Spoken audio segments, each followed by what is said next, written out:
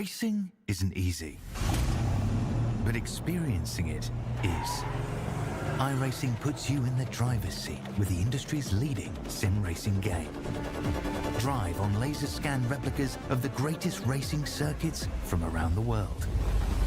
Go head-to-head against other drivers chosen by skill-based matchmaking to ensure competitive racing at every level. Compete across all your favorite series. In officially licensed cars, engineered to deliver the most accurate driving experience possible.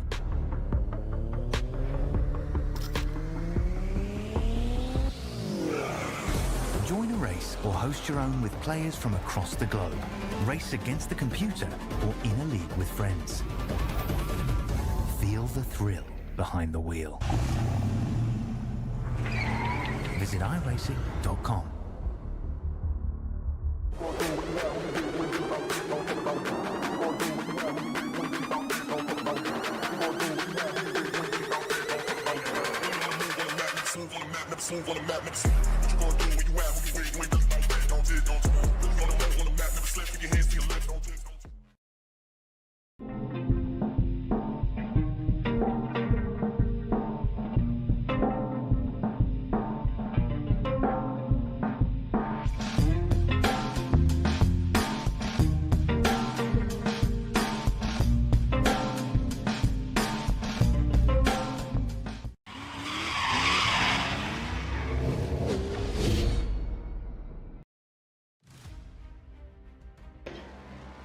Amidst the pantheon of modern motorsport circuit spectacles, there is one that screams true every January, where a twice-around-the-clock adventure awaits all and sundry. But it is going to be the battleground for the midway point of Season 6 of the High Point Racing Imsa Series. Hello everybody, welcome to the Racer Nexus Broadcast Network as you join Alex Goldschmidt and Brian Zinn and Marshall Crocker.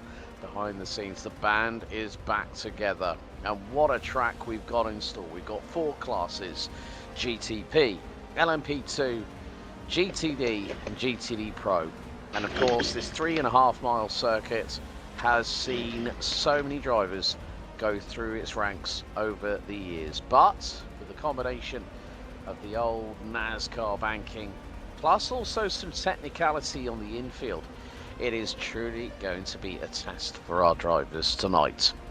Well, Brian, what can we say? Daytona is always dynamite.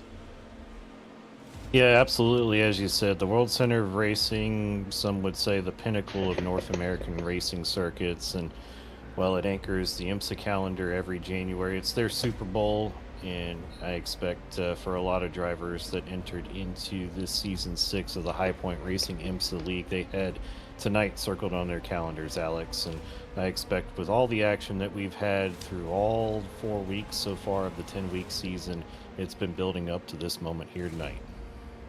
And with that in mind, let's remind you of the calendar so far. Imola kick-started the season back on July 23rd, and then we headed to Spa, followed by Kota, and then Silverstone. Daytona is the halfway point before we have a fortnight between now and round 6 at Montreal in Canada, so we'll be heading to Marshall Crocker's neck of the woods. Watkins Glen will then host round 7. Interlagos in Brazil will host round 8, followed by Monza, and then Portimao will conclude the season on October the 1st. With that in mind, well, what is the format of the HPR IMSA series? It's a 60-minute round. Every driver is going to have to at least do maybe 1 or 2 pit stops, as we've seen previously. No balance of performance, 1 fast repair, and more to the point, it is going to be the fact that there is a 20-minute qualifying session currently underway. No driving aids. 10 penalty incident points means that you go for your first trip down the pit lane, and there's 10 penalty incident points for the next one. There's 2 drop rounds, let's not forget, in this as well. Plus, there's also the matter of fact of the sponsors of the HPR IMSA series for Season 6. First of all, HIMO Setups, providing professional sim racing setups used by all HPR drivers and help elevate the standard of racing across all classes. Each of our class winners, every single round, will get a 1-month HIMO subscription. Next up, Monster Designs, providing custom race liveries, professional designs, and branding for drivers and teams. Then we got our good friends over at Admin Box, who provide an organisational tool that helps with broadcasting, race control, operations, and supports league operations and structure. Next up, Smile Theory, advanced cosmetic and implant dentistry out of Monmouth County, New Jersey, providing smile design, veneers, Invisalign, and dental implants with natural results. Last but by certainly no means least, Colorist Art Supplies, also based out of New Jersey, offering high quality materials, professional custom framing, and expert-led art classes for all skill levels. With that in mind, we are not that far away from going trackside because we've got about 2.5 minutes to go in qualifying, but we'll quickly, if we can, run down the scores so far in the respective divisions. GTP, Landon Stewart leads the way ahead of Rodolfo Perez and Ryan Frankenberry, with the likes of Adrian Puebla, Donald Ingham, Derek Tyndall and Andrew Bruce rounding out the top 7 in the division. Next up, LMP2, Ryan Anderson leads the way ahead of Carlos Ruiz Padilla, with Jace Larson completing the top 3. Jason Blaine and Nicolay Sanchez round out your top 5. Next up we go to GTD Pro, and Daniel Pino, the Chilean, leads by just 3 points ahead of Christian Ruiz, with Guilherme Chavez, Jacob Groove and Matvey Kalsov rounding out the top 5. Next up is GTD. Landon Duggar leads on 89 points with Will Atom, and Etienne Laporte in the Lamborghini rounding out the top 3. Donald Powell and Andrew Davis round out your top 5. With that in mind, we've got just under 90 seconds to go. Qualifying is very much underway.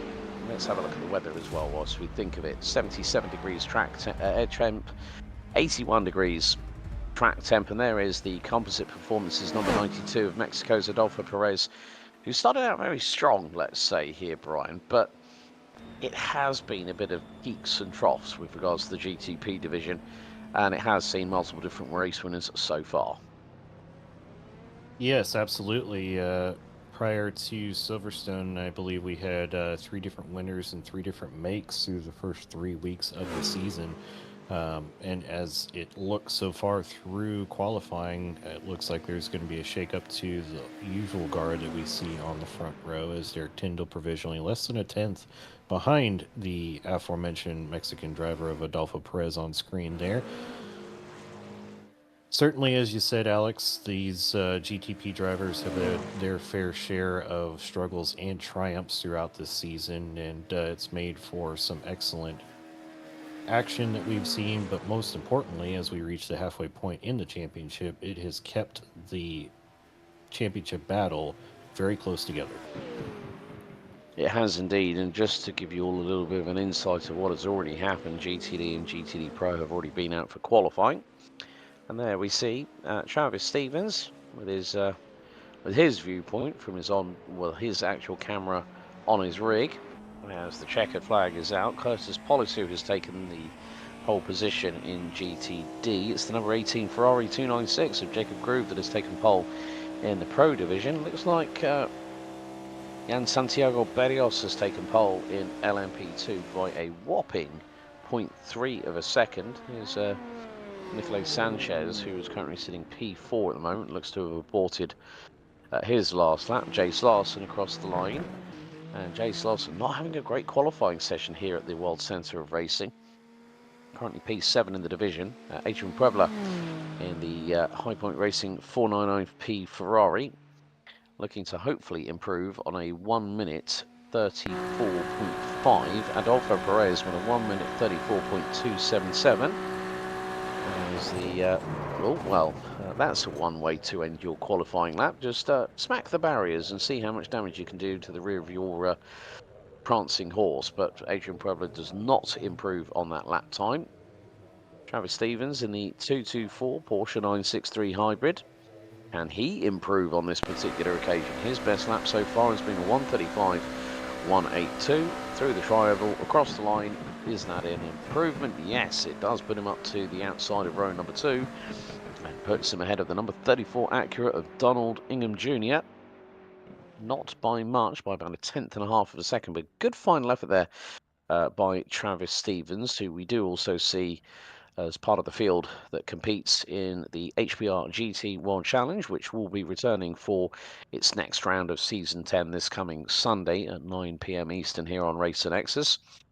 But Nighttime is always the best time here at Daytona because we are set and ready for our 60-minute encounter around this iconic circuit. And what can we say? Nighttime is always go time here at Daytona, Brian, and this should be a cracker.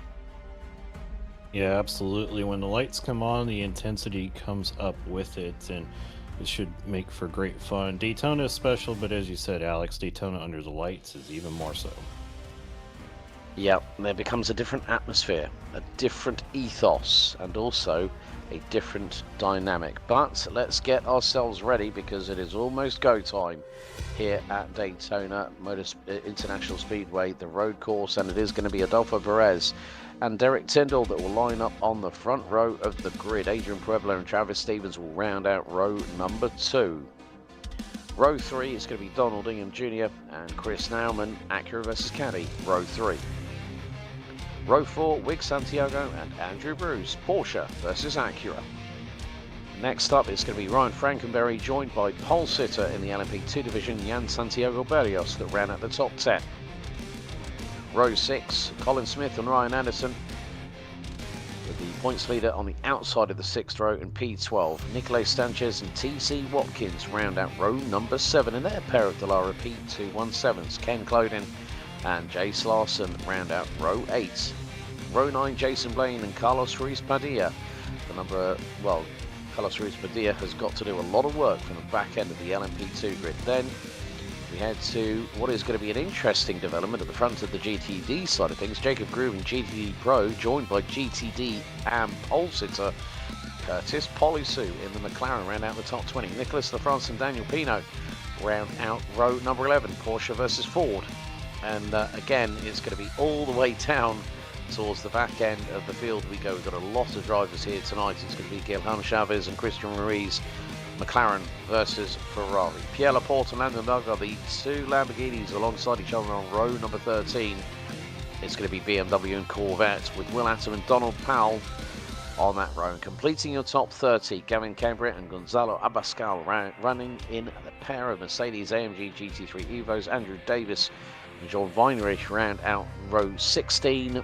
Row 17, Jason Napan and Alex Melgar, and bringing up the 35th and final position on the grid, it's the Ferrari of Jay Allegrini in the number 13, Ferrari 296.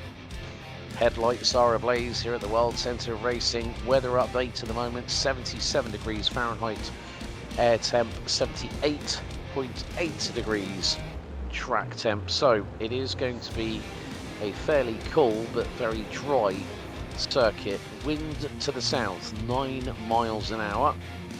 The drivers behind the official iRacing safety car, the BMW M2 Cup car, which is now, funnily enough, in action as part of the support series for the Deutsche Turnwagen Masters, the DTM, that recently had its last round just last week in the western part of Germany at the famed Nürburgring Grand Prix circuit. And, well, who doesn't like Barbie on a car? Well, Jan Santiago Berrios clearly does on his Dallara P217, as the number 23 from Puerto Rico will start from pole on his division. But this is going to be an interesting one. We've got 9 GTPs, 9 LMP2s, 4 GTD Pros and 13 GTDs. But here we go. We're going to go to green.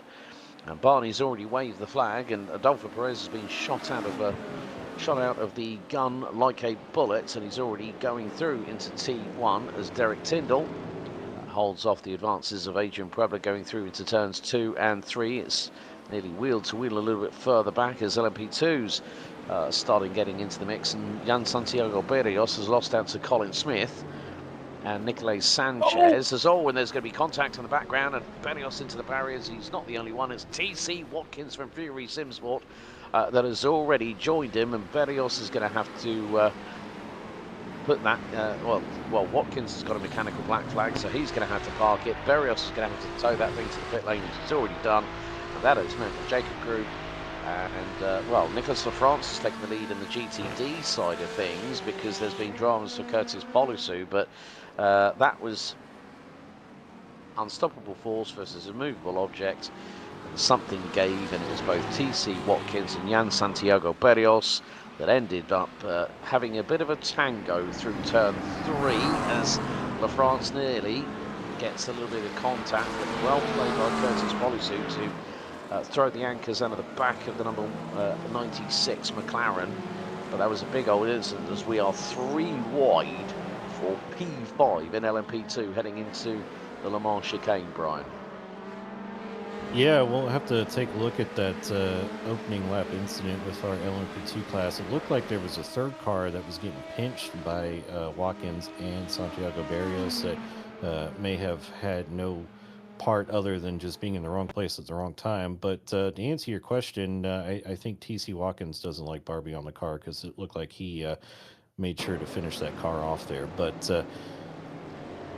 looks like, oh goodness, just a little bit of a cold tire moment on the outside. Hooked the car, tried to catch it, and unfortunately there was 2 LMP2s waiting to bounce off there. And I have to rephrase my statement. I think TC Watkins might have been the innocent party there. He was just kind of going to the outside and got a Barbie mobile for his troubles there. So I don't think he's particularly happy with the Barbie at the moment.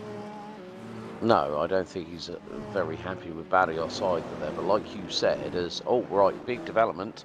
What has happened? Adolfo Perez through out of turns 6 and 7 has just dropped the ball. Another victim of cold tyres, the number 92 Composite Performance Porsche 963 Hybrid. That was coming onto turn 6 and 7 and into 8. Let's have a look at the replay. So they'll have come out of the Western Horseshoe at turn 5, and then that's unusual for Perez because the car didn't turn. He didn't even lock up. Well, he locked up his brakes. So whether Adolfo Perez had a slight issue there, whether it was software or hardware related, because Puebla's already moved up past Eric Tyndall early. Yeah, just goes straight on, which is unusual. So whether he's had a slight connection issue with either peripherals or software, that has dropped Adolfo Perez all the way down to last in the class. Meantime, Ryan Anderson is trying to get his elbows out. He's right behind Jace Larson, who's already up from 7th on the starting grid in the LMP2 division. Now runs P3, and through the trioval they go into the braking zone here for turn 1. Anderson decides to back out of it, discretion being the better part of valor, tight to the apex and to the wall on the inside of turn number 1. Yeah, I think it was, like you said, Barrios just having that cold tyre moment. The car had more than a snap of oversteer. It's what we would call a tank slap. As here we go, Curtis Polisu to the inside. That's a late dive. He's not the only one trying to get through. There's Dan Pino, the man from Chile, trying to get through as he gives a little bit of elbows out to Nicolas de France. So Curtis Polisu retakes the lead in GTD and nearly ends up tagging the back of Jacob Groove in the number 18 Ferrari 296. We're not even 5 minutes in, and already the fireworks that would normally be set off at the halfway point of the Rolex 24 at Daytona as Pino to the inside of Polisu. That was a bit too close for comfort, as now it's Tyndall that's in the lead, so Puebla's had a moment. Yeah, it's certainly all kicked off right from the drop of the green flag, hasn't it, Alex? And I was just going to point out that mirroring real life with the mixing up of pro and am drivers in the GT classes, but Puebla gets aggressive over the curbs. I think he might have ended up getting a slowdown through there. Certainly looks like he just slowed up on the exit, but a little bit of a cheeky move sitting on the racing line there, so I'm sure Mr. Tyndall's probably not going to be very happy with that. And yeah, just a little bit of a mistake, unfortunately, for Puebla from the lead, and Derek Tyndall more than happy to capitalize on it. Before the chaos happened in LMP2, I was going to say that Puebla was looking very aggressive on the opening first set of corners. He was throwing a move up the inside going into the International Horseshoe on Tyndall. Certainly looking aggressive, and we've seen him be aggressive in rounds past. Nakota stands out in particular for some red mist driving, so certainly trying to make up for lost points throughout the season. As we talked about at the top of the show, it's only halfway through, but every point is going to count from here on out, so definitely expect to see a little bit higher level of aggressiveness than we might have been used to from some of our racers. Curtis Policy demonstrating that just a lap or two ago with that late move up the inside into turn 1, but he's got his competitor and not in class, but overall positional compatriot of Curtis Policy right behind him, or Daniel Pino right in front of him. That is not an E-class battle, that is just an overall battle, but lovely mix of GTD and GTD Pro drivers right there, Alex, and certainly scrapping it up as Puebla, my goodness, throws it down the inside, cutting the grass, trying to get to the inside of Tyndall. We were just talking about the aggressiveness that we have seen out of Puebla, and he has turned it up to 11 so far. Travis Stevens sitting back there, currently P3, capitalizing on all the mistakes happening in front of him. He's hoping to make up a few more free positions, but that was, speaking of late lunges out of Policy, that got one up there by Puebla.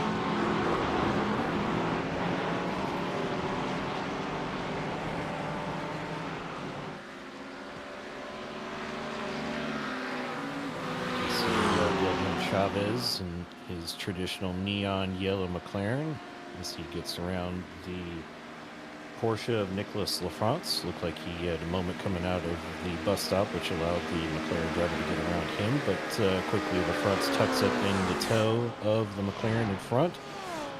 That is the appeal of Daytona. You get a good run out of the bus stop, you can draft up to the car in front of you and look to make a move down into turn 1, but the McLaren showing that it's got the better brakes so far tonight as he pulled about a few car lengths gap on LaFrance as they dove down into turn 1 and stretched that lead back out. He's going to be looking to try and get onto the back of his McLaren stablemate Policy in front. Again, not an in-class battle, but that is an overall positional battle, as right now Jacob Grube is leading overall in the GT classes in GTD Pro. He's got his GTD Pro compatriot of Daniel Pino currently sitting second, hounding him in that lovely Mustang V8 rumbling around the high banks of Daytona. Well, that's kind of a fitting thing, Alex, a Mustang on the high banks of Daytona, given the NASCAR connection, isn't it? Yeah, definitely, and of course now the Ford Racing LMDH prototype has been putting in its first steps out on the track in the hands of Logan Sargent quite recently this past week, with Coyote Power not just being in a GTD but also in a GTP is rather exciting for all us sports car fans. But Eric Tyndall continuing to lead the way, and it looks like that aggressiveness might mean that Adrian Puebla is just in some respects overdriving that Ferrari, and that is one thing you cannot really afford to do here at Daytona, as Donald Powell is being caught by the number 33 Will Atom in the BMW M4 GT3 Evo, as they're going to come through the tri-oval. To the inside goes Munich's finest, and manages to get the side draft through into turn 1. Will Atom swings the car out wide to carry the momentum through the corner, but Donald Powell looking a little bit tidier on the entry point, as Pierre Laporte has just had Christian Ruiz go through on him. Christian Ruiz, who is battling at the sharp end of the GTD Pro side of things for the HPR GT World Challenge this coming Sunday, which will be their halfway point of the season. They've already had a week's break, so it'll be time for Imsa to take a week's break. So no broadcast here on Racer Nexus, so at least gives everyone a little bit of an opportunity, because there is the upcoming multi-class event that's going to be happening that HVR is involved with, and I think if I remember correctly, that is going to be, I'm trying to remember, I think it's actually this coming weekend, if memory serves me correctly. Oh right, Santiago Berrios has had another mechanical black flag, so the mechanical flag has been out for Mr. Barbie once again, or should I say Ken, in this consideration. So that car has had a big old fall from grace, I'm afraid. TC Watkins is back in the pits again. Oh dear, please do not tell me that lightning has struck twice with those two respective individuals. Obviously there was a cold tyre moment, but Jacob Groove has got Dan Pino with that 5.4 litre naturally aspirated Coyote V8 powered Mustang right behind him. Jacob Groove to the there is Guilherme Chavez getting through on his McLaren stablemate, Curtis Polisu, and that means that in the top 3 in the overall GTD classification, we have got 3 GTD Pros. There's Nicolas Lafrance in the 118.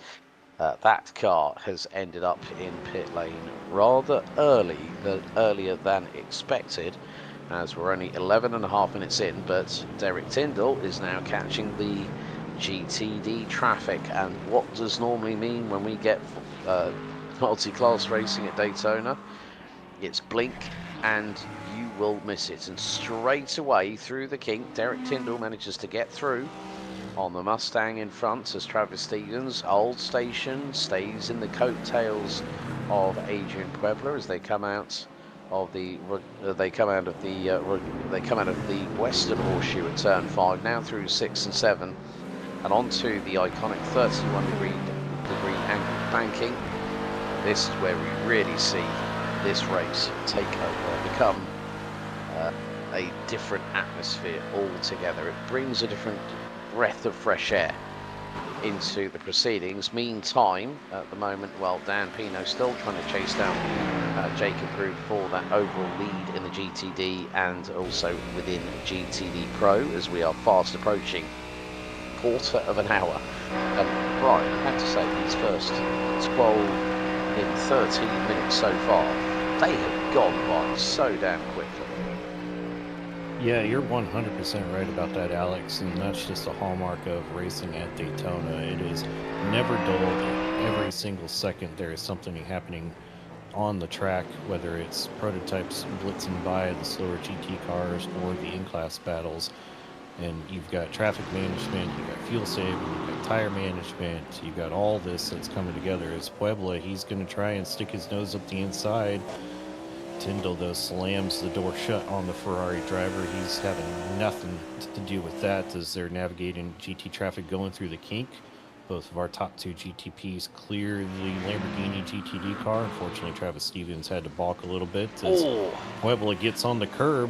He's really desperate to try and get around the Cadillac and reclaim that top spot, but they've got several GT cars as they are going to fight their way back onto the NASCAR banking. This is Daytona in a nutshell, Alex. This is so much fun to see these guys blitz around the GT cars. Yeah, I completely agree, Brian. And I think the dark horse here in GTP is the man who's in third place at the moment, Travis Stevens. Look at how calm he is. Adrian Puebla's like a man possessed. Puebla to the inside out the Le Mans chicane, gets through. Is he going to run a little bit deep coming out of it? No, that was neatly facilitated. Now, what you have to understand, folks, is that Derek Tyndall did not fight it because he knew that if he did fight it, then that would have been a big old humdinger going into the Le Mans chicane with 3 wide, not just once, but twice in a row, and there goes Daniel Pino through, and there's Travis Stevens darting up the inside of the pair of them. So Pino takes the GTD Pro race lead. As Derek Tyndall, oh well, it looks like Puebla, that overdriving of that car, it's happened again. Puebla is just missing his marks a bit. Yeah, I think Tyndall gave Puebla a little bit of his own medicine there with the late dive up the inside. But to your point, though, Derek recognizing that there's no point fighting into the bus stop and he can use the draft all the way down into turn 1, executing it perfectly there. We'll go back and see if maybe Puebla overshot the brake zone for turn 1 as there's contact made and Tyndall half spins around there.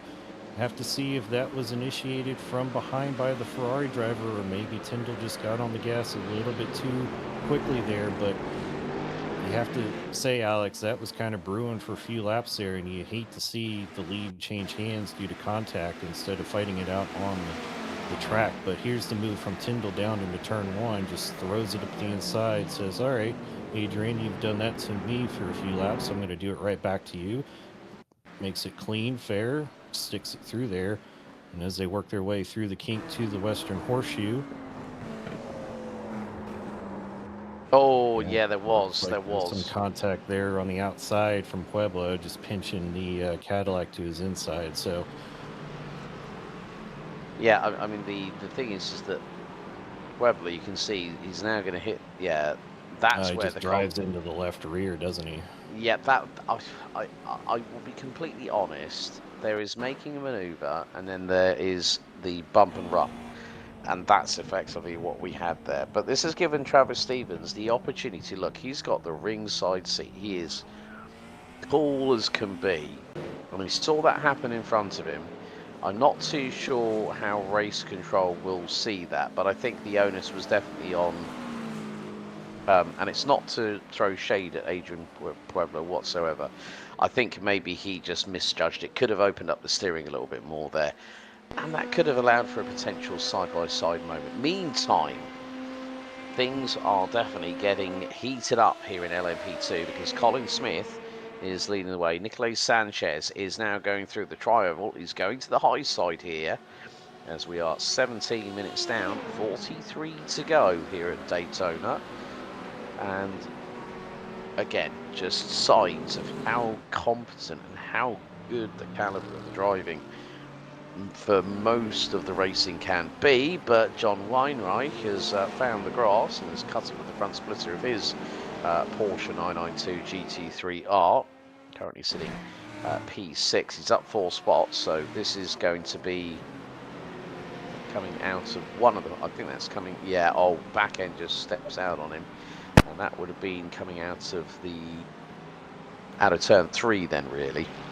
But again, it just goes to show how quickly here at Daytona you make one misstep and then all of a sudden it all goes horribly wrong. But here's a man we haven't seen at the sharp end of the field for a long time, Wig Santiago, in the number 30 Porsche. And of course, I think a few of us who are wanting to see Max Verstappen in a GTP car, well, you're going to have to wait a little bit longer because there was a big announcement that he signed with Oracle Red Bull Racing right up until the end of the 2030 season in Formula One.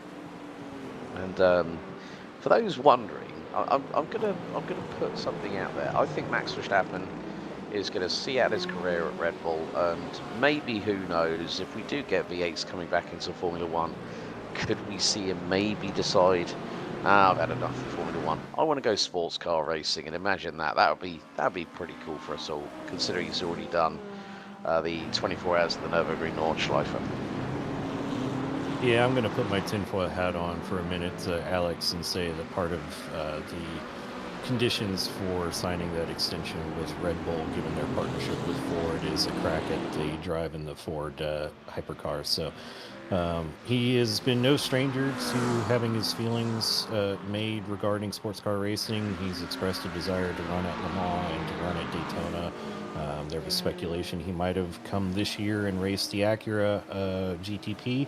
As we know, that didn't happen. But, well, if you know Max, anything that's got 4 wheels and an engine, he's going to be game to race. As Adolfo Perez, he's game to race Derek Tyndall, as he's gotten around Wig Santiago, who had a little bit of a moment through 6 and 7 on the last lap, got into the marbles. Derek Tyndall, though, he has got to be cursing his situation right now. Went from the lead of the race and in a 3-car pack, and now he's got Adolfo Stevens behind him, who thought he had bid adieu to him after that lap 2 mishap of missing the brakes going into turn 6. And, well, he's got 4 cars that he's serving as kind of a bottleneck of sorts right now. And, well, for Derek, he's just got to maintain composure, get to the first set of pit stops, and use it as a reset button to try and make the way. Oh. But goodness me, Jason Larson, you could not fit a credit card between those 3 cars through there. Absolutely licking the stamp and sending it. Well, Jace Larson threading the eye of the needle. Travis Stevens and Adrian Puebla have got their elbows out. They're like 2 petulant children battling over the last swing in the playground. And, well, again, it's just like a pendulum swing at the moment. But, you know, Puebla, we have seen some moments where he's just been Mr. Lick the Stamp and Send it. Jace Larson is the one who's becoming Mr. Houdini of the HPR series, because he could find a gap where nobody else can have the gumption or the stones to try. But meantime, Adolfo Perez is now through on Derek Tyndall. Wig Vic Santiago makes it 3 a crowd, battling over for the final step of the top 3 as they head into turn 1. Just under 9 minutes to go until we hit the halfway point of this race. Everything. Oh, and Vic Santiago out of turn 3 has just lost the back end, and has that hit the barriers? Oh dear. When you hit the barriers at Daytona, it bites, and it bites so hard. Right rear wheel asunder from the vehicle, back end an absolute mess. All I can say, 3 wheels on that wagon, and poor old Vic Santiago bumped the curbing, overcoming out of turn 3, and then bang, there's the impact. Yeah, unfortunately, as you said, no small accidents, especially in the infield around Daytona, and it looks like, unfortunately for Wig, Santiago has chosen the best course of action is just roll it back to the trailer and pack it up. Yeah, put it behind the wall, so to speak, especially with how big the garages are when it comes to Daytona. Every time the Rolex 24 and the Raw rolls into town. Meantime, Jacob Grube is no longer leading. He's not even second. He's behind Guilherme Chavez. So we've had a change in the pecking order. Mustang leading way with Pinot ahead of Brazil's Chavez, and the USA's Grube rounding out the top 3. Christian Ruiz in the number 777 Ferrari not that far away. Meantime, Derek Tyndall has got Donald Ingham Jr. in the 2 slows. Misfits Racing number 34 Acura with a very, very bright camo paint job on that Acura ARX 06. And yeah, like you say, I mean, of course, Brian, you know, you're a teammate of Derek's anyway when it comes to the Apex's Porsche Cup. You know, as you know him very, very well, and considering the fact that he's still got, I think he's still got a very good opportunity to put that car into the top 3, maybe even get the opportunity for going for the W here at Daytona. Because if you race here at Daytona, you're not here just to make up the numbers. You want to win.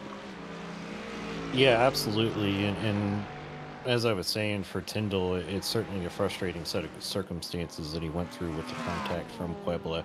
Nothing more frustrating than to be taken out of a competitive spot from somebody else's mistake, but you have to get through the pit stop still. Chances are this is going to be a 2-stop race with a splash and dash near the end, so there's still 36 minutes on the clock. And Alex, as you know, certainly with the way the multi-class dynamic is at Daytona, working through the slower traffic, all it takes is to make one minor mental mistake with the timing of perhaps sending it on a GT car or something else to upset the balance, and you're in a barrier quicker than you realize what happened. And so all it takes is a couple of mistakes ahead of him, and Tyndall's right back in this. So it's going to be tough, but I think you're right. I think he's got a strong Cadillac underneath of him, and I think he can elevate himself up into a podium spot just from outlasting some perhaps hotter head competitors up the road in front of him. You look at Adolfo Perez, he's recovering from a mistake early on as well, and he's been able to get up into 3rd spot, and he's less than a second behind the Porsche of Travis Stevens, 9/10 now, 9.5 So if those two start battling, that's going to allow Tyndall to close in as well, and allow Puebla to stretch his lead, which may take some of the pressure off of him and allow him to take some lesser percent or greater percent chances on passing GT traffic, because he knows he's got that lead. So that's the dynamic of Daytona. It looks relatively simple on a map and even on the aerial imagery that we're presented here with the lovely track cameras that we have. But Alex, as you know, the dynamics when you're behind the wheel are completely different. Yeah, take for instance, whenever we see the Whelen Mazda Global Cup take to the track here at Daytona, some of the best racing you will see for a single make series. Right, Alex Melgar has been in the pit lane. Andrew Davis has come into the pit lane. Now here we go. Right, LMP2s are in. Smith is in. Sanchez, Anderson, Larson, Clodin. They're all in. And bearing in mind, just over a lap and a half ago, Carlos Ruiz Padilla, man, they affectionately nickname the HPR Overlord. Well, he's one of the main people behind the league. He is going to be closing in very, very quickly indeed, but he has not had the best qualifying. He started, let's put it this way, started 9th in the class, did not have the best qualifying whatsoever. So it just goes to show that with these 2 drop rounds out of a 10-round season, it makes things a little bit easier in terms of, okay, which tracks am I weakest at? Which tracks are going to suit me better?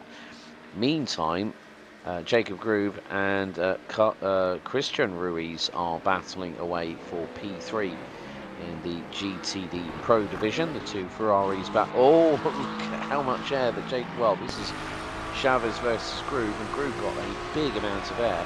I thought his Ferrari had become an Italian dragster all of a sudden. Yeah, Ferrari, to my knowledge, doesn't have a rally car the way their sister Lamborghini does, or Porsche with their Dakar model, but doing their best rally interpretation there. Certainly, as now you've got a drag race down in between the Ferrari and the McLaren.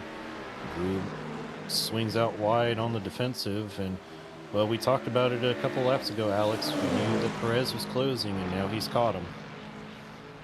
Yeah, well, this is Stevens. Oh, and that was round the outside of one of the, that was on the outside of Jason Lepan, I believe. And good to see Jason back with us after that heavy incident. Oh, and oh dear, Adolfo Perez has just been given a black flag penalty, more than likely for pit lane infringement. I would say probably speeding might be the case. Let's have a look. So look at this. This is, oh, Travis Stevens really has got the fire lit in the belly and the bit between his teeth, and it's into pit lane, 3rd. I think Adolfo Perez was just caught speeding that little bit too much. He did not hit the anchors hard enough. Didn't want to lock up those brakes, but that has cost him with a black flag penalty that he's going to have to serve next time by. Yep, and we were talking about mistakes and how it can elevate you back into the fight for things, and that's going to hand the position 3rd place back to Derek Tyndall as the pit stops serve as a reset for a lot of our competitors. But one thing that did not get reset is that battle between Jace Larson and Ryan Anderson as they're continuing their scrap that they had before the pit cycle started. Looked like almost everybody in LMP2 came down pit lane on the same lap, and the same can be said for our GTP runners as well. Yeah, Jace Larson closing up on the back of Ryan Anderson. That is definitely going to be a very interesting battle, as there is a car. Oh, Christian Ruiz has got no front panel on that car. He's not the only one that's had no front panel on a car. And funnily enough, that was one of the 2 Mercs that we had, that we have on the grid, and that was Gonzalo Abascal. That Merc had no front panel, so Christian Ruiz engages the fast repair. There's Donald Powell in 2nd position. Well, obviously Will Atoms flashing his lights at him, saying, I'm not very happy about what you just did. Well, oh dear, and Adolfo Perez has just had the meatball flag, so the man from Composite Performance in the number 92 has just towed it back to the pit lane. There's Christian Ruiz, but let's see, oh, he went off, and that was at turn 3 at the Rodriguez International Horseshoe. He's not the only one, and this is going to be cold tyres, cold brakes. So let's have a look. It's going to be coming out of the pit lane, so he's going to come off the limiter now, gun it, and this is at high speed. There's a short brake. Oh, he's spun it around, and that is a 180, and it's going to go hello barriers, and bang. And he's not the only one. Donald Ingham Jr. also has returned to the pits as well. So both drivers. Oh, and that's a big wreck that car has suffered, the Too Slow Misfits Racing entry. Oh dear, and that is the aftermath. Both front and rear panels completely asunder from the Acura. So, yeah, that is a big shame. Would have loved to have seen exactly what had happened and why that was, what had caused that to happen. I'm wondering if that might have been back marker traffic that may have caught Donald Ingham Jr. out. And you said that earlier on. We've both been actually saying that. One mistake, and all of a sudden, it can turn the race upside down and on its head as we are past the halfway point. So just a quick reminder of the sponsors of the series. First of all, Hymo Setups, providing all the setups for the HPR racing drivers and helping to elevate the standard of racing. Monster Designs, Admin Box, Smile Theory, and Colorist Art Supplies.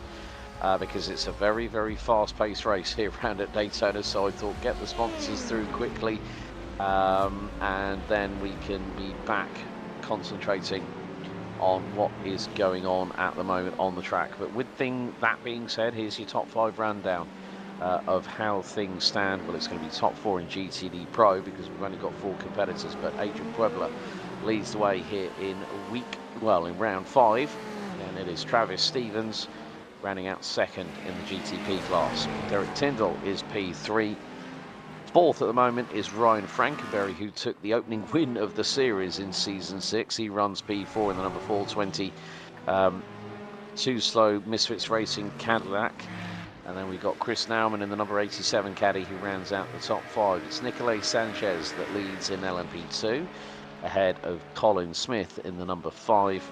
Brian Anderson in the 42, Delara P217 rounds out your overall top 3 in the division, ahead of Jace Larson in 4th, and Ken Clodin rounding out the top 5. Dan Pino leads in GTD Pro, ahead of Guilherme Chaves, the man from Brazil. Jacob Grube in P3, currently in pit road at the moment, serving his mandatory pit stop. And then Christian Ruiz in the 777 HPR Ferrari rounds out the 4-strong in that one. Curtis Polisu leads the way in the GTD side of things, as Will Atom in second. Donald Powell, who's right behind him, they're in pit road. And John Weinreich, rounding out the top 4, is also in pit lane, but that's all changed because now Landon Duggar and Nicholas Lafrance have rounded out the top 3. They are battling away, and Lafrance into the back of Duggar, and that's a bit too close for comfort. That's what the Aussies would call a bump and run in Australian supercars right there. But that is your roundup for things here at Daytona for round 5 of season 6 of the HPR Imsa series. One of the other wonderful things that is going to happen after season 6, there will be for all our respective champions in this season of the series.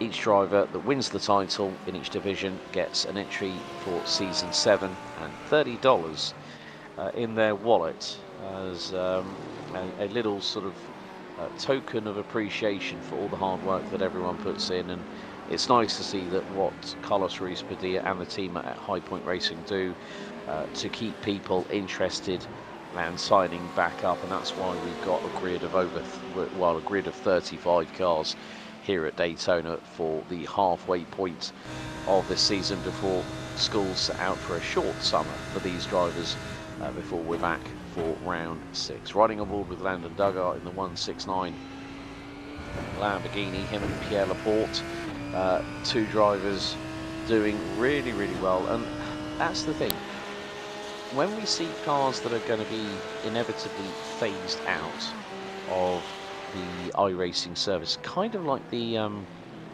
McLaren MP12, the MP412C, Brian, which used to absolutely shoot rocket flames from the tailpipes between the rear tail lights on that car, and that car still right up until its day got a lot of appreciation before the 720S came in and took its residency on behalf of Woking here on the iRacing service. Yeah, absolutely. The flamethrower eventually met retirement, replaced by the lighter version of the flamethrower, as perfectly demonstrated by Guilherme Chaves. The new McLaren 720 still spits some flames, but nothing compared to the sustained flamethrower that the MP412C did. And yeah, certain cars have definitely achieved cult status, I would say, on iRacing, and the McLaren and the Ford GT I would put at the top of that list the both the GT2 and the GT3 variant of the Ford GT, the old V8 powered one, as opposed to the V6 twin turbo EcoBoost powered GTE variants. But you can still run the GT2 version in the Proto GT Challenge. So kudos to iRacing for that. It's Jacob Grube. That is going to shake things up in GTD Pro, as he has a massive moment coming out of the bus stop, but thankfully with all the pavement that they've added, is able to avoid every wall and tire bundle there is, plus other oncoming traffic. So well done to our other competitors to not collect themselves in that self-spin. Looks like he was under pressure from Curtis Polisu and had a disagreement with the exit curbs on the left there, and round she went. In other words, Cope Brown cleaning up on aisle 3, coming under the Le Mans chicane, and unfortunately for Jacob Grube, he's got to find the mop to clean up the mess. But yeah, big old wallop of curb taken by the left rear, and that V6 turbocharged Ferrari ends up spinning around. Jason Lepan has got a slow down penalty. So has Gonzalo Abascal. So as the race is now 23 minutes remaining on the counter. Here at the Daytona International Speedway, the world centre of racing. Jacob Grube being given the hurry up by one of the LMP2 cars. That is going to be Carlos Ruiz Padilla, number 14.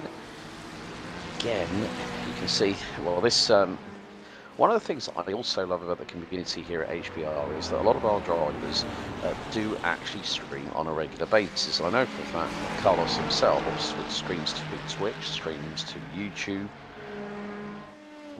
So it's always really cool and interesting to see how hard at work these drivers are, and it's in any respect. Anyone that thinks that sim racing is just a game, you see how much this puts people through the ringer, both mentally and physically, and you could just see the amount of stern concentration on the face of Carlos Ruiz Padilla, the man from Puerto Rico.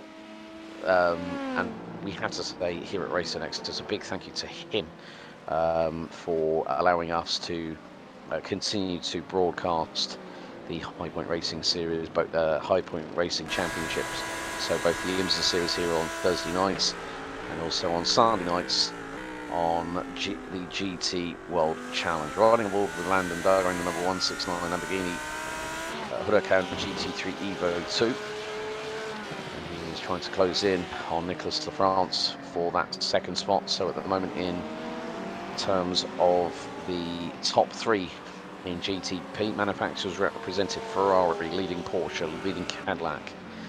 In GTD Pro is Ford against McLaren, against Ferrari. Then in GTD we've got McLaren leads Porsche, leads Lamborghini, and the highest place Ferrari in that gaggle is Alex Melgard down in 10th position. So Landon Duggar and Pierre Laporte definitely doing their best to represent the brand from Sant'Agata Bolognese. Now, well, once again, now under the governorship of CEO Stefan Winkelmann, who's been, I think, spent most of his career at the Volkswagen Group at Lamborghini, with a little bit of a spell in between 2 tenures at the top of that particular brand, by also having a spell at Bugatti.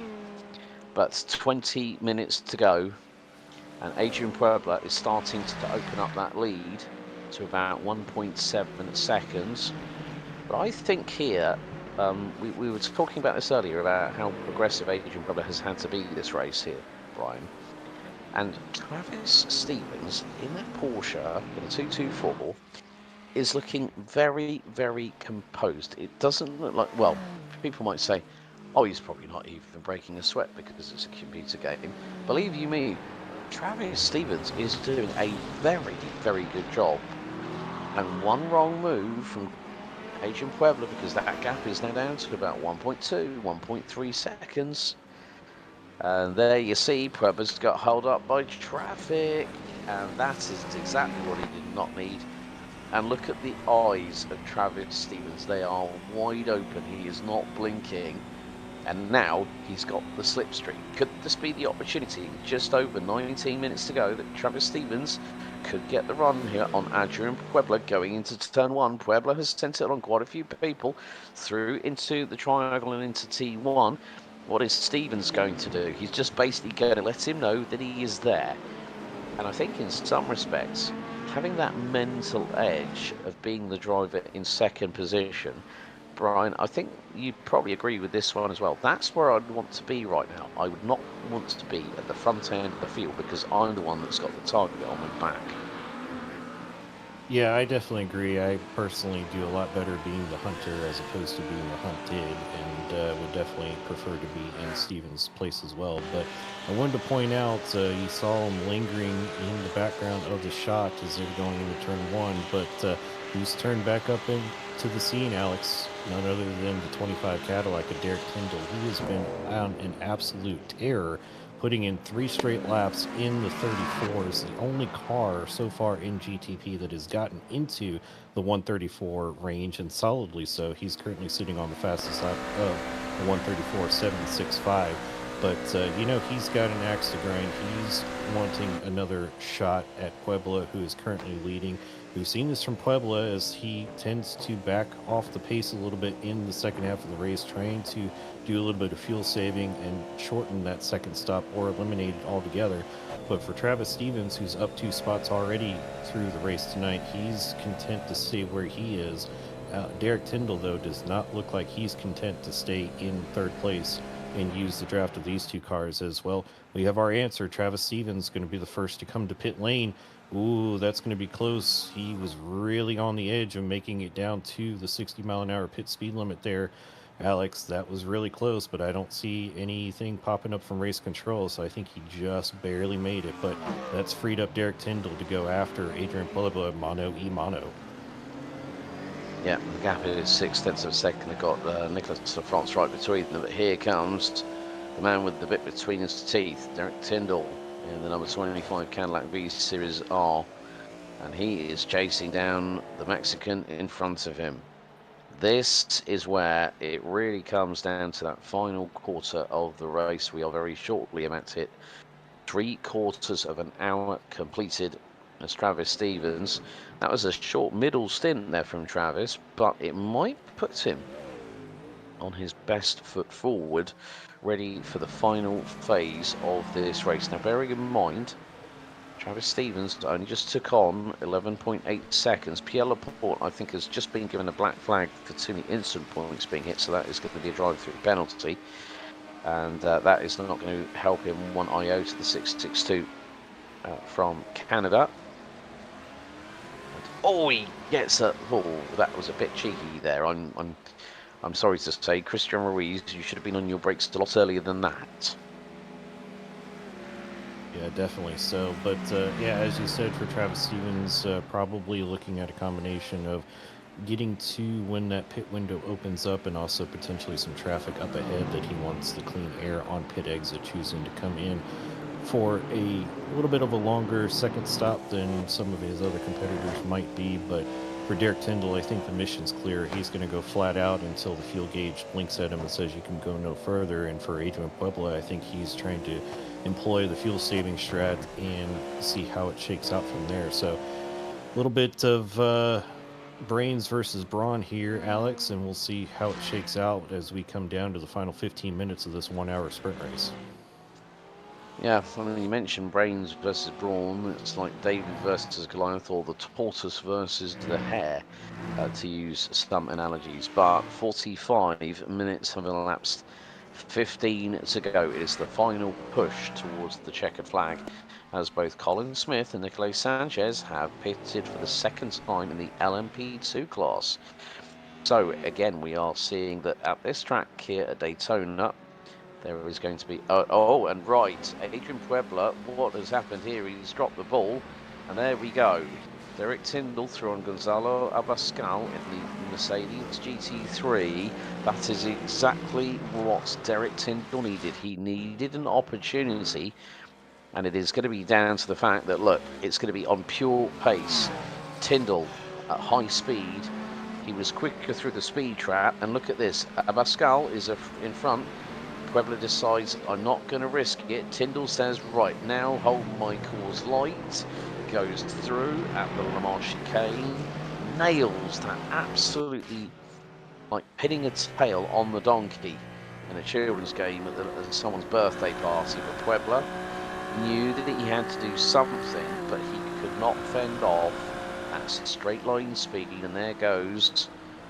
I mean, look at the bravery of Derek Tyndall. He's gone through. Ryan Frankenberry comes in for his second pit stop from P3 in the GTP division. So Tyndall and Puebla are absolutely flying at the moment, but Derek Tyndall's lead is now a whopping 2.3 seconds. This is exactly what advantage Derek did need. You rightly said, Brian, that he needed to get a little bit of redemption for himself, and thank goodness it's happening in this race. The only driver to go sub 1 minute 35, his best lap 1:34.765. He's been running at about 195, 200 miles an hour through the top speed trap. So his speed on that 5.5 litre naturally aspirated flat plane crank V8 Caddy has been absolutely mustard at the moment. Ryan Anderson now getting through on, I think that was more than likely going to be Nicholas of France in the 118 Porsche. So Anderson currently leading the way in the LMP2 division. And he is pulling a gap, well, the gap between him and Nicolai Sanchez. Sanchez, who pitted on lap 26, is now over 39.5 seconds. But Nicolai Sanchez in his own rate up 2 positions in the class, started P4 in the division earlier on tonight. But with just under 12.5 minutes to go, Derek Tyndall now leads overall. His lead has started to expand a bit. So I think maybe we have seen a real big open hole in the armour that Adrian Puebla has brought here to Daytona tonight, Brian, because that gap has been further exacerbated because of, I'm sure, that Adrian Puebla would have had some frustrations behind the back mark of the traffic that he's getting past at the moment. Yeah, I think Adrian's doing the best he can to extend the second stint and eliminate having to do that second stop. But for Tyndall, he knows he can't do enough fuel saving to make it to the end, so he's decided he's going to go flat out. And coupled with some breaks that he's getting in the traffic compared to the Ferrari competitor behind him currently occupying P2, I think Derek's focus is on coming out ahead of the Porsche of Travis Stevens. Oh, goodness me, that's going to be a slowdown for Adrian Puebla as he cuts behind the tire bundle. He got it all wrong going through the bus stop as he was trying to navigate the LMP2 there of Ken Cloden. That is not going to help his case at all, as he's going to have to mitigate that slowdown. He's going to have to yield time even more so to Derek Tyndall. So things at the moment falling in the favor of the Cadillac driver currently leading the race, but we'll see with a pit stop still awaiting him if he can come in, get enough fuel to make it to the end and come out ahead of Stevens, and then hope that Puebla has to come down pit road himself. So we now see the battle for P5 in the GTD division. They do say 2 seconds, but in this case 3 is more than a crowd. As Andrew Davis is trying to go around the outside of Jason Lepan and the number 19 Ford Mustang. Can't get through at turn 1. But they have got a Ferrari, I think, just up ahead of them. Christian Ruiz has come in the number 777 car. That car has been through the ringer, unfortunately, tonight. But more to the point, with 10 minutes to go, John Weinreich, this could be his best result of the season so far. John in the number 72 Porsche has moved up from 10th in class to P4 overall and is only 14 seconds behind Will Atom in the number 33 BMW. So great job by John so far in this race.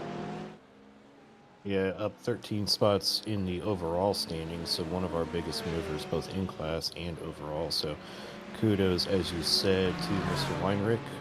Andrew Davis, this battle still rages on, though, for P5. He has got Landon Duggar behind him in the Lamborghini.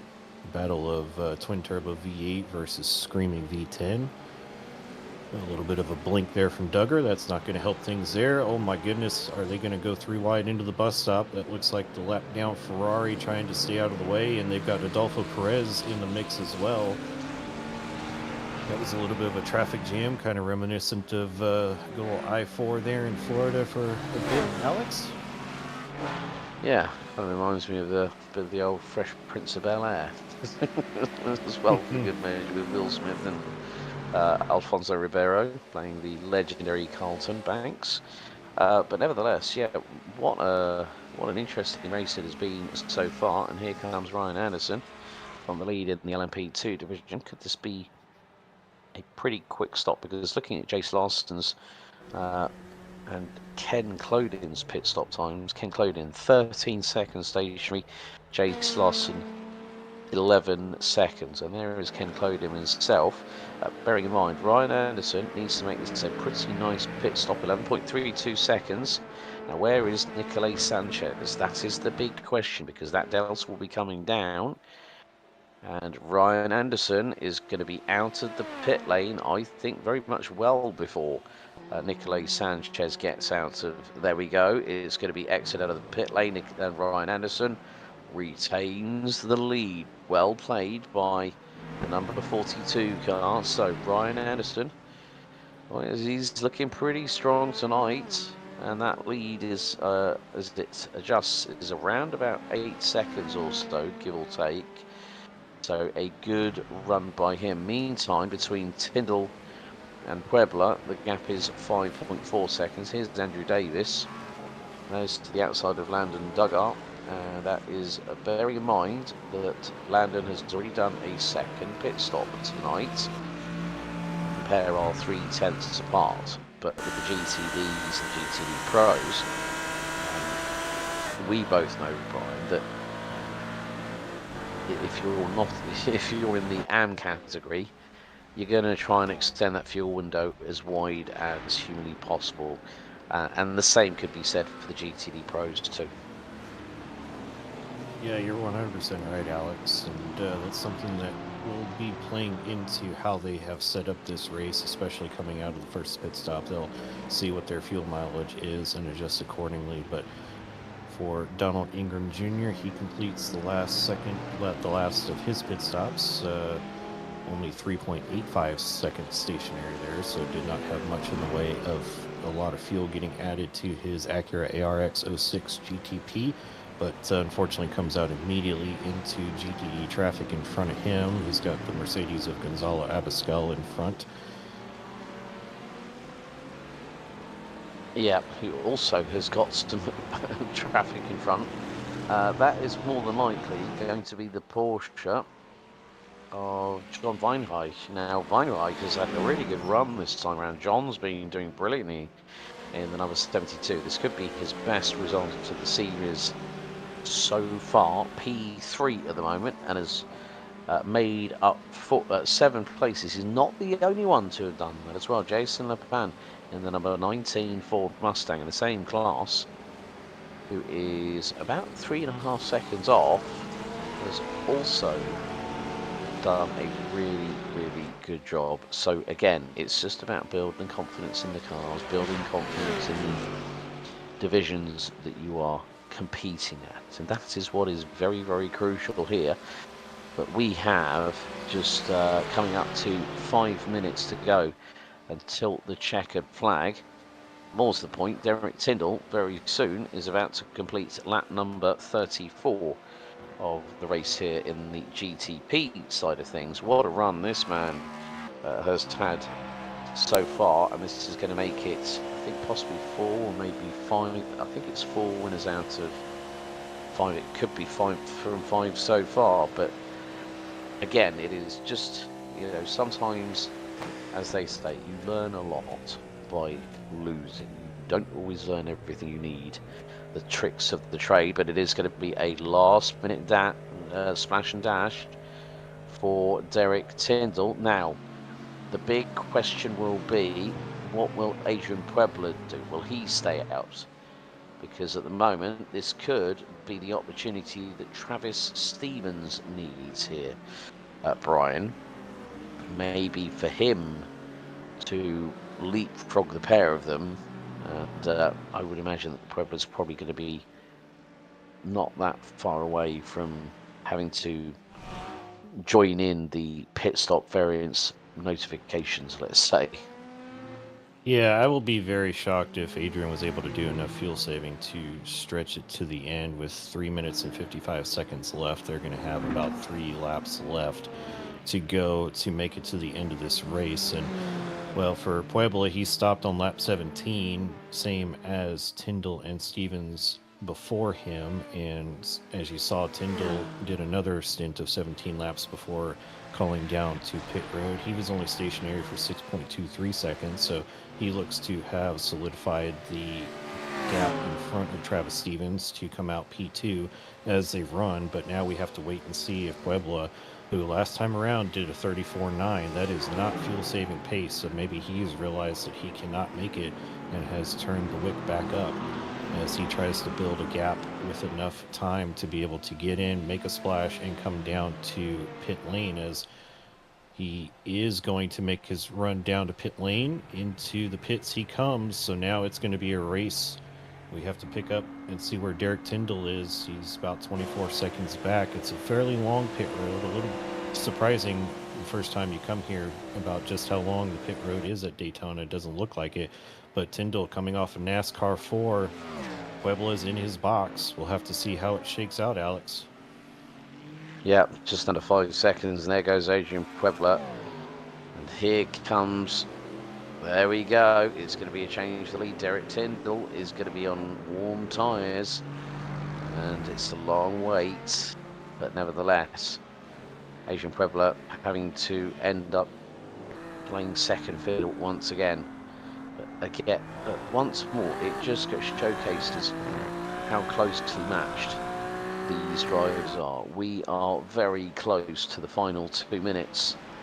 Maybe scratch that, we are nearly 2 minutes away, so it looks like it's going to be this and one more that will bring us to the checkered flag. And what can you say about how things have transpired here tonight? It has been a bit of a slobber knocker, in the words of good old Jim Ross, JR, where we saw plenty of highly strung and high stakes drama and incidents in the opening few laps of this race here at Daytona.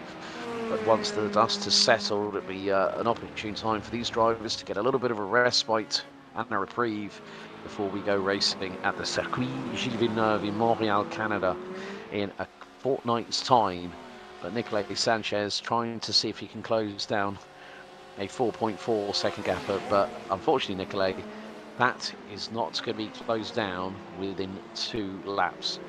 But very shortly, it is going to be white flag in the air for Mr. Derek Tyndall. He crosses the line now, white flag in the air, and it is just over 3.5 miles that the man from Maximum Effort Motorsports has been waiting to see. He has really put in the wheel time, the hard work, the setups, the hours and hours of preparation and testing. And what has it done? It has paid dividends here at the World Centre of Racing. He's got to get through on car 24, that is Jace Larson, who at the moment is running P4 in the LMP2 division. Adrian Puebla, he might have to rethink his 3000 IQ strap for the very fast Montreal circuit in 2 weeks' time. Good shout out here for Travis Stevens. But Derek Tyndall has had, as Brian Zinn rightly put it, he's had the fire in his belly. He's needed this redemption arc moment, which has been happening all the way through this broadcast here on Racer Nexus. And we want to say a big thank you to everyone that has been watching. So don't forget to hit the like, share and subscribe, and also make sure that notification bell is active as well at the same time. But it is going to be the case that one person will stand up on the top step on high after a richly, very well deserved victory through the tri-oval for the final time. It is Derek Tyndall that wins round 5 here at Daytona. Adrian Puebla P2 Travis Stevens, P3. Jace Larson comes across the line, finishes 4th in the LMP2 division, but it is Dan Pino, the man from Chile, that is going to come across the line in the number 63 Ford Mustang GTD Pro division. He wins at Daytona as Ryan Frankenberry rounds out the top 4 in the GTP division. Ken Cloden crosses the line in P5, but then also Curtis Polisu. Can the Canadian be toppled at home soil at the Circuit Gilles Villeneuve in 2 weeks' time? You're going to have to wait and find out, because Curtis Polisu crosses the line, wins the race for the team. Great job by him, and again, it just goes to show how fantastically wonderful multi-class racing can truly be. Not a better place under the nighttime lights, could you say, apart from Circuit de la Sarthe and the Green Hell. Daytona just brings an atmosphere that is unique, magical, and quite clearly unforgettable, as Ryan Anderson becomes the last of our class winners here at round 5 out of 10 for HPR Imsa Season 6, the World Centre of Racing. As I said at the top of the show, Brian Zinn definitely delivers, especially when the night time is in. Yeah, absolutely, Alex. A fantastic race, and whether it's virtual or in real life, winning at Daytona is just that little bit extra special. So for our class winners tonight, they're going to savor this one, especially going into that 2-week break before Montreal. And with that, all of our class winners here tonight pick up a 1-month Hymo Setups subscription. Big thank you, big shout out to the team at Hymo for doing so. But let's bring you the provisional results of round 5. Finally, Maximum Effort Motorsports gets a top step and head to victory lane here at the World Centre of Racing as Derek Tyndall wins after 37 laps, leading 14 of them.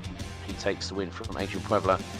TS Racing's Travis Stevens rounding out the top 3. Ryan Frankenberry and Chris Nauman complete the top 5 in the division, ahead of Adolfo Perez, Donald Ingham Jr., Wick Santiago and Andrew Bruce retiring early from the race. LMP2, it's another win for High Point Racing's Ryan Edison, car 42.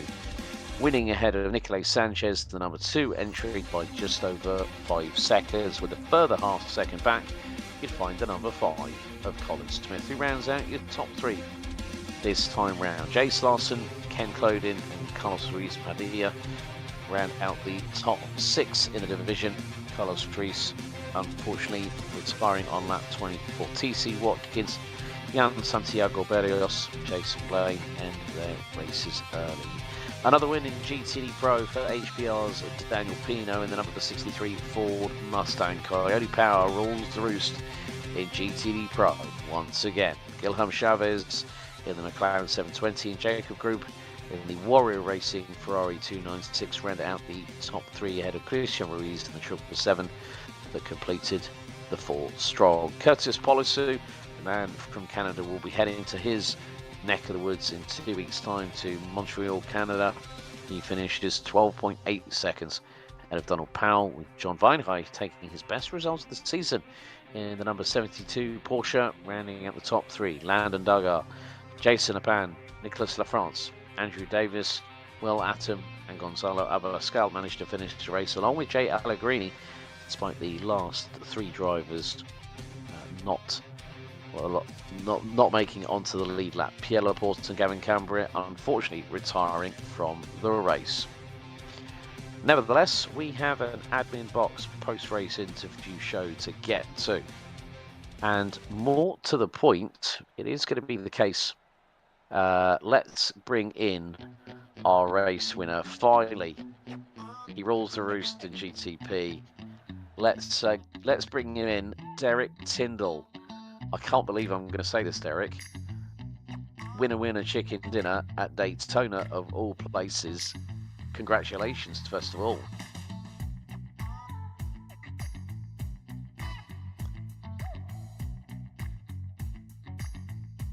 Brian, you might want to give him a nudge.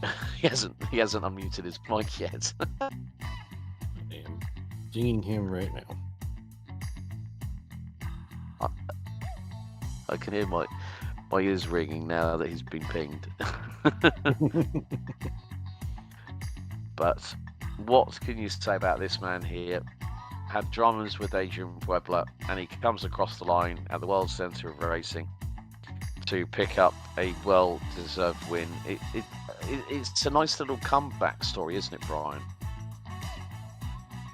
Yeah, absolutely. It definitely is for Derek, and looks like he's having some permission issues that he's not able to unmute from his side. So we'll try and work on getting that sorted so we can interview him.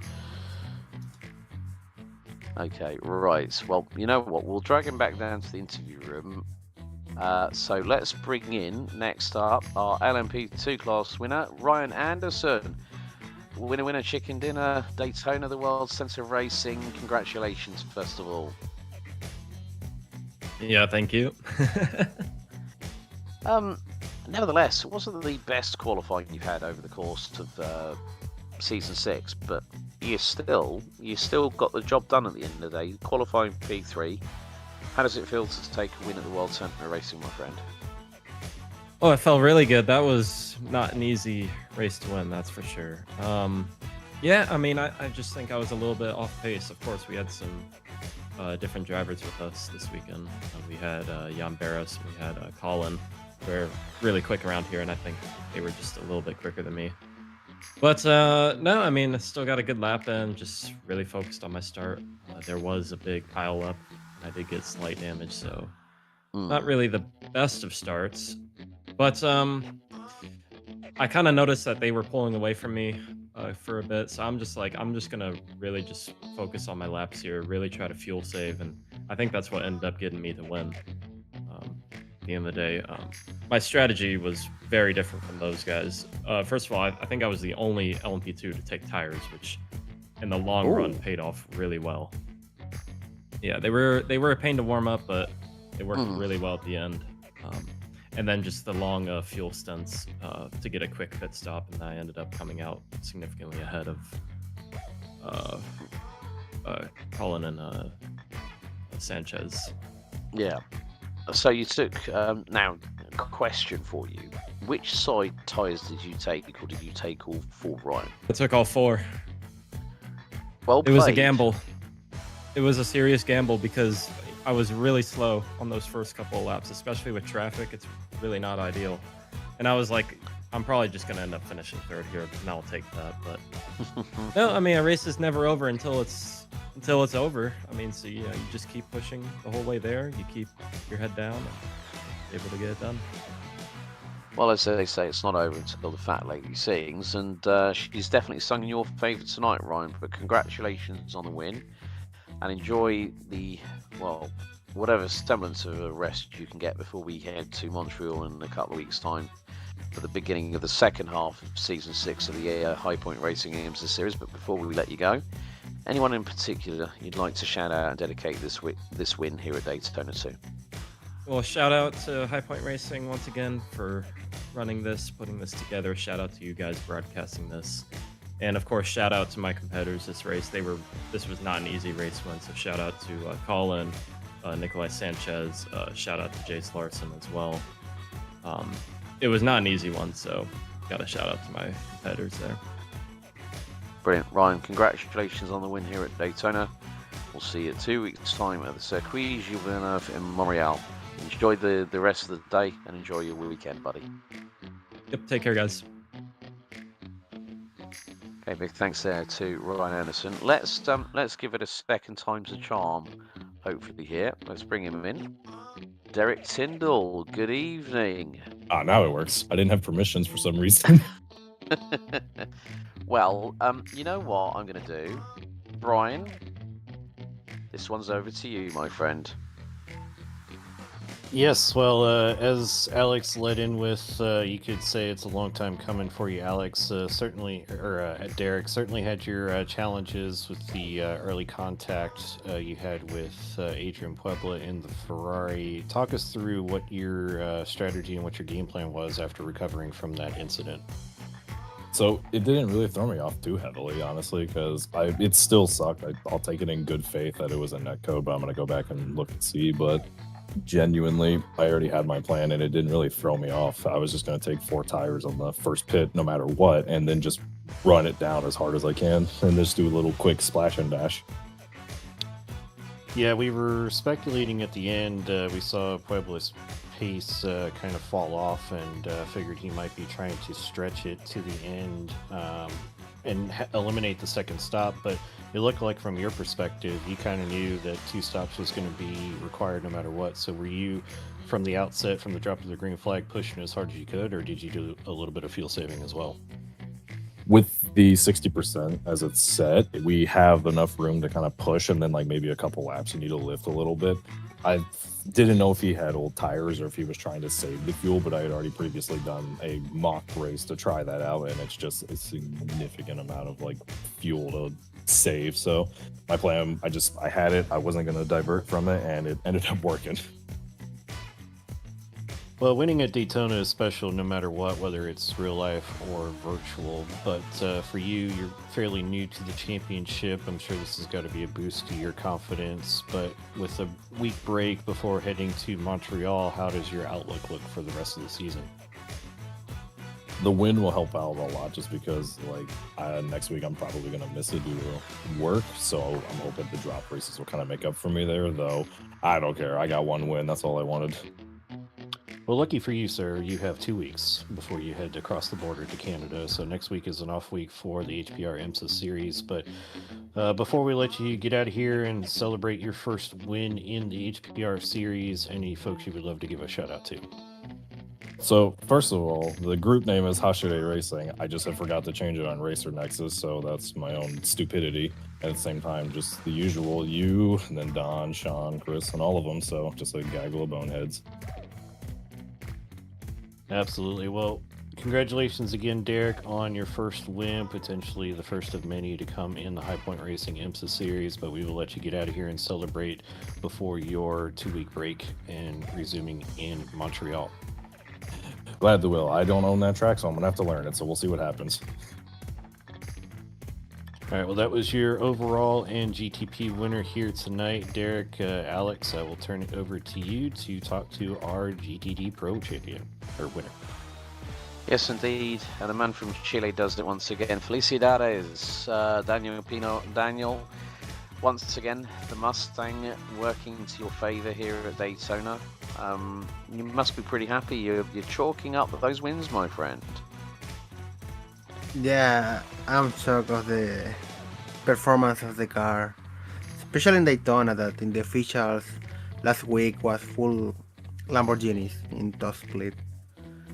My car was super fast in the straights, very sketchy in the corners,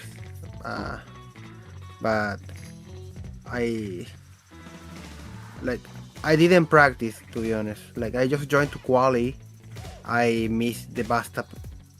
I do the worst bus stop, so I say, if I don't learn bus stop in 1 lap behind the leader, I'm done. Like, I will spun, because my car is super sketchy. Like, if you touch the curb, the car jump and spun alone. Yeah, we did see that with Jacob. He wallops he hit the exit curve on the coming out of the bus stop and spun the Ferrari 180 degrees. So I think it's, as you say, it's a very difficult part of the circuit to get right, but you continue your run of form, and now you get an opportunity to have a fortnight between races, because we're not racing for Imsa on HPR next week. So are you looking forward to getting to grips with the Mustang with a lot of heavy throttle application, you know, putting the hammer down at Montreal in a couple of weeks?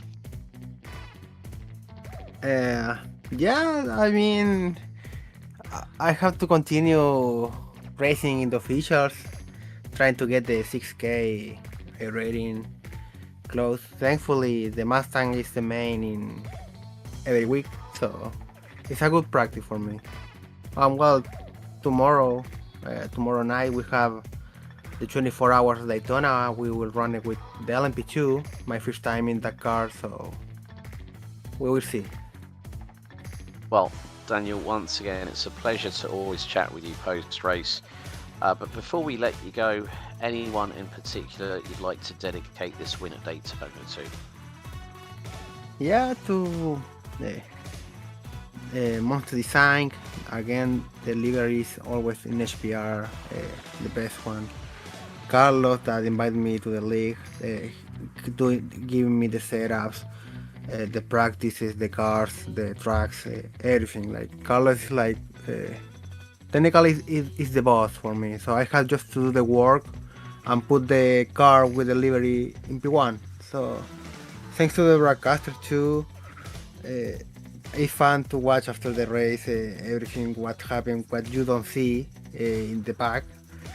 And yeah, like always, chicken dinner, winner, winner. Well, go and enjoy Victory Lane, Daniel, and we'll see you in 2 weeks when the series resumes at Montreal in Canada. Well done tonight. Yeah, thanks guys.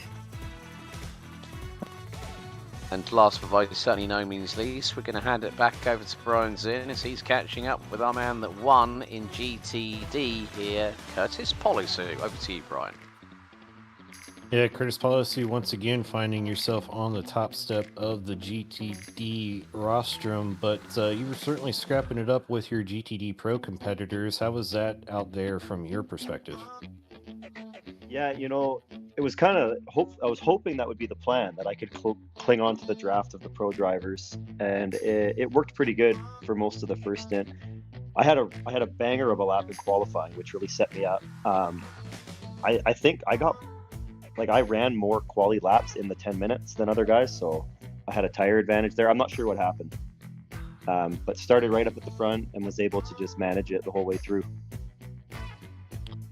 Yeah, you were certainly giving the pro guys a run for their money. We were commenting up here in the booth about how much it was reflecting the real-life Daytona Imsa action that we see with the fast GTD guys scrapping up with the fast GTD Pro guys as well. So, brilliant reflection of art imitating real life there. But a little bit of a break. 2 weeks we resume across the northern border in Canada. How has your experience been at the Circuit Gilles Villeneuve? I love the circuit in Montreal in a Formula car, but I've never driven it in a GT3 car. So I'm looking forward to putting in some practice and figuring it out. Well, it's the same as a Formula car. You just get fenders and a roof over your head. So should be good fun, but we look forward to that as well. But certainly as we reach the halfway point in the championship, you've had a strong first half. How are you feeling heading into the second half of the championship, though? Feeling pretty good.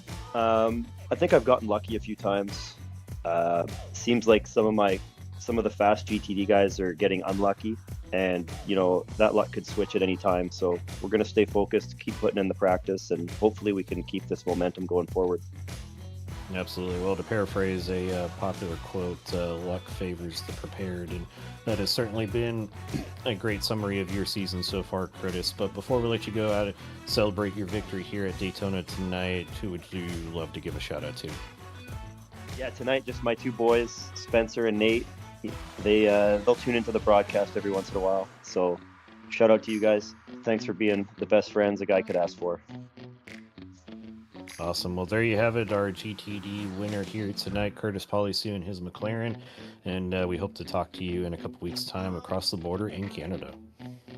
Yeah, see you then. And with that, that is our Admin Box post-race interview show for round 5 of season 6 of the High Point Racing IMSA series, concluded here on the Racer Nexus broadcast network. But it is still not yet set in stone. Daytona has seen the dust settle, but it's Oh Canada in 2 weeks' time as the Circuit Gilles Villeneuve in Montreal, Canada, just off of the St. Lawrence River, will see a full throttle, fast-paced and action-packed 60-minute encounter in just 2 weeks' time here at Racer Nexus. More to the point, a big thank you to the sponsors of the league, and we'll name them one by one. Firstly, Hymo Setups. Next up, Monsters Designs. Can't forget about our good friends over at Admin Box. And along with that, our 2 latest additions to the sponsors that we have are here to Smile Theory, Modern Dentistry out of Monmouth County, New Jersey, and also out of New Jersey, Colorist Art Supplies. Well, a big thank you for you all joining us here on Racer Nexus. My name is Alex Goldschmidt. I've been joined in the booth by Brian Zinn with our producer behind the scenes. A big thank you to Marshall Crocker.